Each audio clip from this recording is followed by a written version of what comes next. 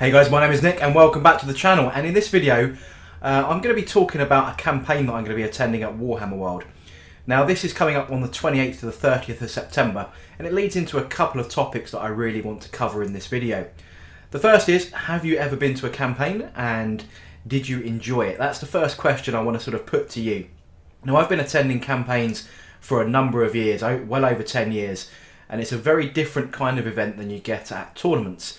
The idea is it's a narrative driven event. You've got different factions representing different interests in a battle zone that is compiled and run by the Warhammer events team, and the outcome of the battles across the entire faction are what affect the results of the campaign itself.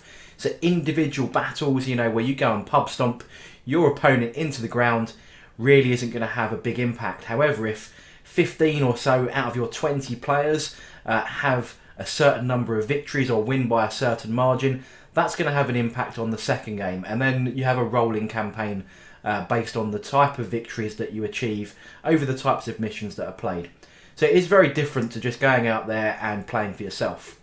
Now if you've never played an event at Warhammer World and you've never seen where you can find this information, I'm just going to put it up on screen where you can go on the Warhammer World website and you can look at the events, and then you can link to the event pack, and then you can download the event pack, and then when those tickets go on sale you can actually click on the various links and buy the appropriate ticket.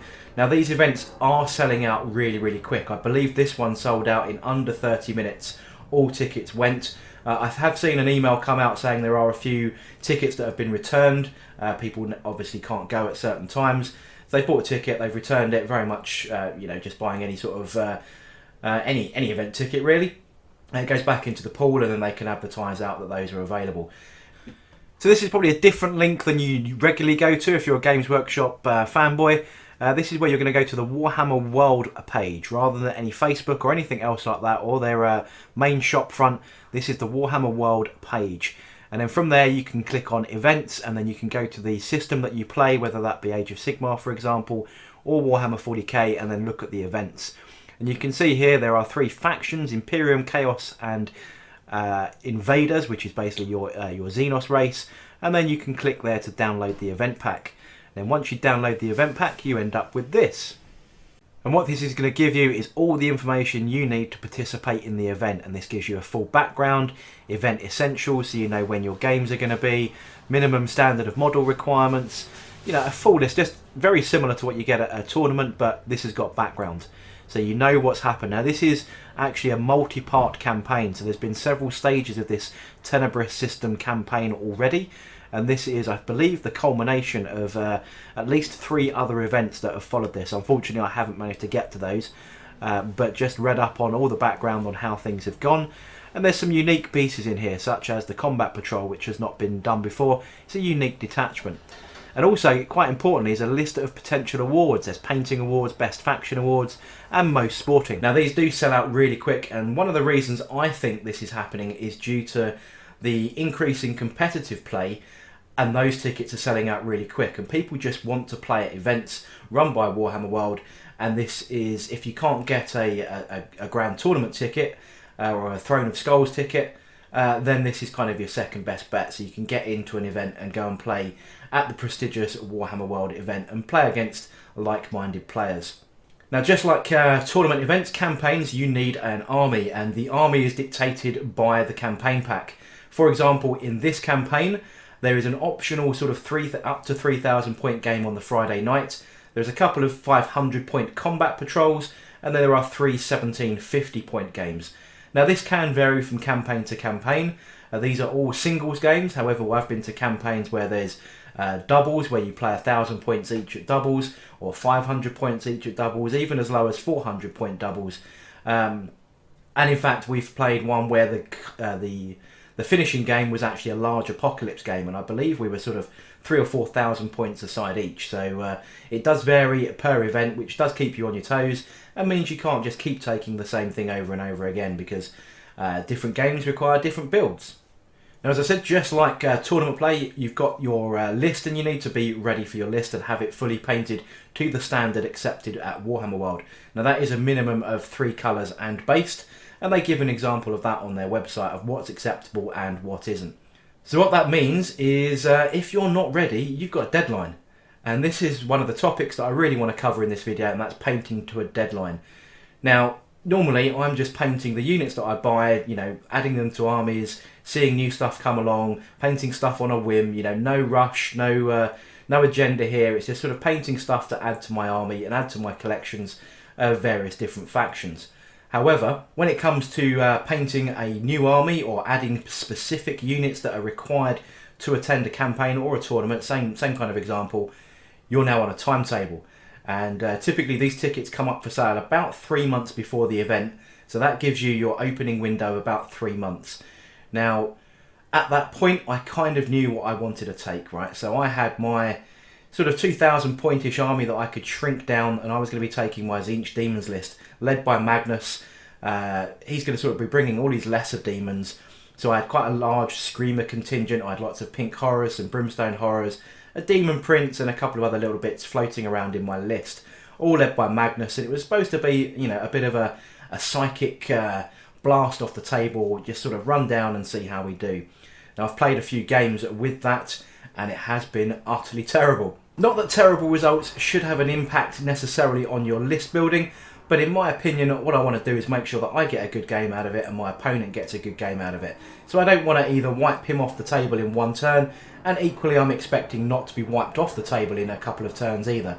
We want to make sure that we have a fair, even fight, and that we're participating in the campaign, and we feel like we've played a major part in it. So not really trying to build a win at all costs kind of list, but also not one that's so thematic that it's just going to get rolled over because actually it's quite a poorly performing list. So having played those games and having had my 1750 about 80% painted, I still had a few Pink Horrors that I needed to finish up and about 6 Screamers. So I had maybe 20 models just to do the sort of the finishing touches before I was happy and could take the list. Everything else all done, all ready to go. But after those playtesting games, you know, finding out my list is probably not going to survive a couple of turns, or it just wasn't going to be sufficient enough to play at an event. It was time to make some changes, and that's now given me this horrendous deadline. I've got about 8 weeks. I've just calculated. So I said this event is around the 28th of September. So it's about 8 weeks from this video's date to get about 40 models painted, which may not seem a lot, but when you're working full time and have other commitments, that does become a bit of a challenge. And any other projects that you've got on the table, such as, you know, Warlord Titans, for example, have to be put on hold so that you can really focus and get those models done to the best of your ability so that you can take them to the event. Now, the process that I'm going to be following for this is to get all these models assembled. That's the first thing.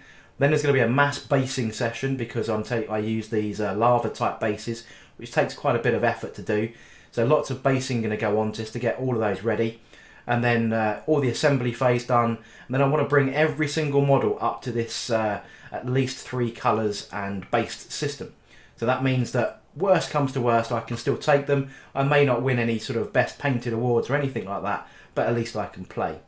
Now, subject to time after that, I can then go back and add any of the details that I really want to do, just to bring that army detail up to the level that I'm happy with.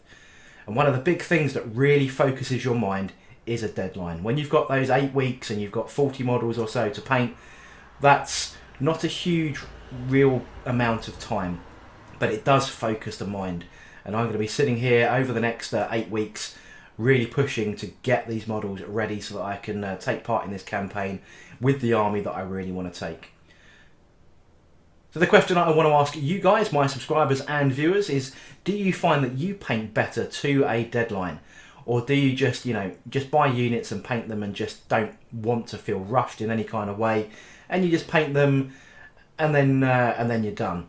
Or do you, like me, when you're not painting to a deadline and you haven't got, you know, you're not painting to anything specific, you're painting stuff, but then you get distracted by the next new, oh look, new shiny stuff over here, and then your existing project gets shelved or put to one side, and then you focus on the new thing over here, and then, you know, you get a certain way forward with that, and that gets put to one side, and then you start, you know, you're rinsing and repeating. Do you find that happens? Because I certainly do.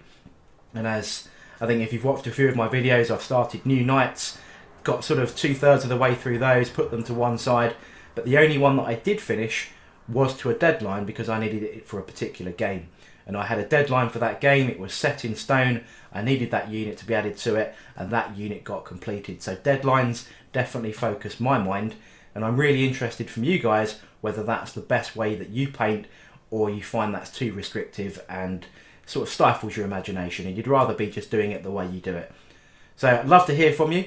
Now this video is the first in a series, as I said, going through this process to get to Warhammer World for the Dark Zones campaign. And yeah, there's going to be a few videos and see if I can manage to achieve my target of getting this army fully done. Now the next video is going to focus on the contents of that army, and I'll also show you the old army that wasn't performing so well so that you can laugh at me. But in the meantime, I hope you enjoyed this video, and if you did, don't forget to like, comment and subscribe, and I shall catch you guys on the next video.